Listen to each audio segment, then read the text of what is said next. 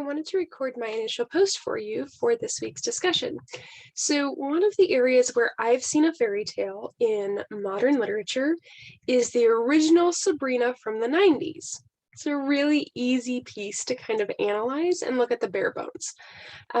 It has Sabrina asking for a wish. So, Sabrina's our hero, and the finder who has to find her item kind of becomes the villain because he's allowed to ask for anything in the room, and he asks for Sabrina, as in arranged marriage. The magical elements are that the character Sabrina is magical. The world of Sabrina is very magical. The setting helps to set the tone. You've got the tower that he locks her in, and there's one tiny little window to make her feel very trapped. The moral or the lesson is to be careful what you ask for, because you never really know what's going to be asked for in return. Challenges and conflicts that arise. Harvey has to play the hero and rescue her as if she's a princess in the tower.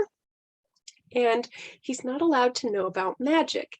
So they have to overcome that. They have to fight Roland, who is the finder who found her lost notebook.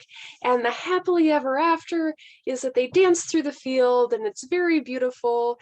And then, of course, in typical teenage fashion, they're like, wait, we have to study for finals. And they go rushing out the door. If you haven't watched Sabrina, it's a really cute, lighthearted television show from the 90s, not the new remake out of the more recent from Netflix, but the original out of the 90s.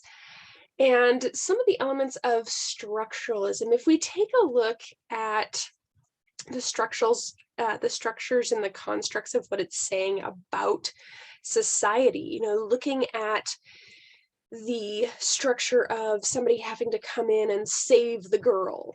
And that's been this overarching theme throughout literature for so many years. And what does that really say about how people have viewed women in the past? And yet, in the end, Sabrina ends up throwing a textbook on top of Roland that knocks him out, that wins the fight. So then, are they really saying that maybe she's the hero?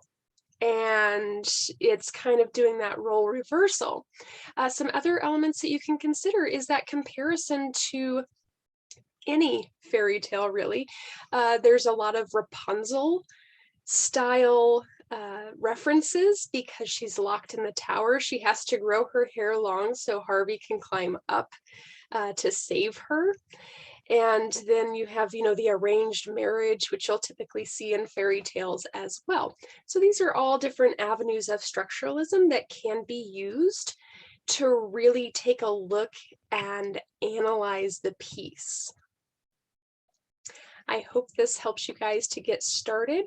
I'm looking forward to seeing what your sample is of a fairy tale in modern literature, because let's face it, just about everywhere pulls from some of the classics, and they make some really interesting twists.